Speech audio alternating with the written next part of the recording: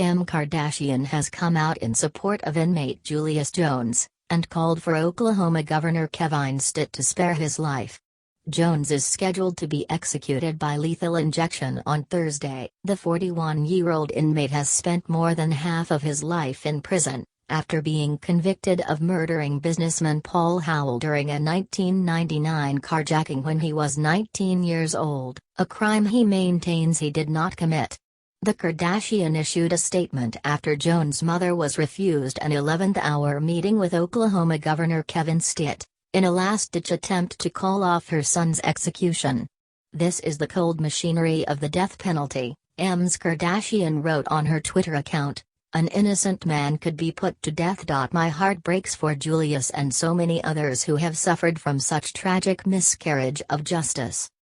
On 1 November, Oklahoma's Pardon and Parole Board voted 3-1 that Governor Stitt should grant clemency to Jones, meaning instead of the death penalty he would serve life in prison, but his execution is set to go ahead this week.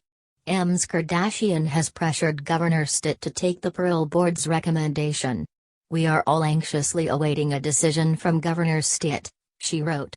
"He can choose to accept the recommendation, for a second time, from the parole board, to grant Julius clemency, live the possibility of parole or have him executed Thursday the 18th. Julius, his family and everyone on his team are still hopeful Stitt will do the right thing. Today Julius' family and close friends received invites to his execution. I can't even imagine how they all must be feeling right now." Ms. Kardashian has been outspoken on her anti-death penalty views. In several passionate tweets she laid out to her 70 million followers the harsh realities of how a person's life is ended if they are given the death penalty. Julius Jones has been on death watch for more than 2 weeks. In preparation for his execution on 18 November, he is alone in his prison cell just feet away from the executioner's chamber, she wrote. "He has been strip-searched, x-rayed, and issued a new set of clothes, shoes, mattress and bedding." She continues, outlining that his meals are logged, he has designated who will receive his remains after his death, his phone privileges will be terminated and he will be checked every 15 minutes before he is put to death. "Julius, his family and everyone on his team are still hopeful Stitt will do the right thing." Today Julius' family and close friends received invites to his execution. I can't even imagine how they all must be feeling right now.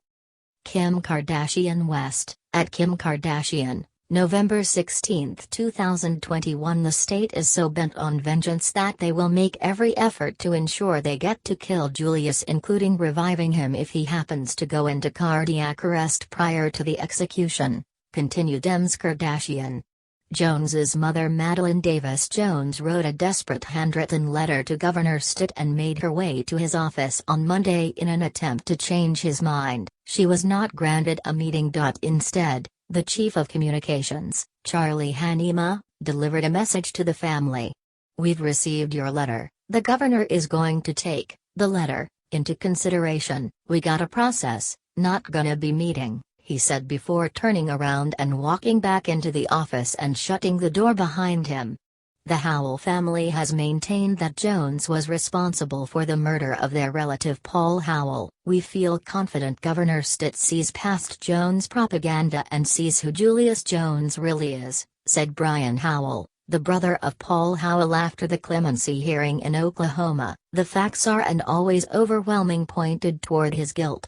Jones's case got national attention after an ABC-screened documentary named The Last Defense was aired in 2018. High-profile athletes including Brooklyn Nets basketball player Blake Griffin, Atlanta Hawks Trae Young, Los Angeles Lakers player Russell Westbrook, Cleveland Browns quarterback Baker Mayfield, and Sacramento Kings player Buddy Hield have come out in support of Jones and penned letters to Governor Stitt. At the time of the crime, Jones was attending the University of Oklahoma on an academic scholarship. Activists have claimed he was not adequately represented by his lawyer during his trial, and have said that explicit racial bias played a role in the legal process. A Change.org petition currently has 6.5 million signatures asking the governor of Oklahoma to stop the execution. Jones is one of 7 people facing the death penalty in Oklahoma in the next 6 months.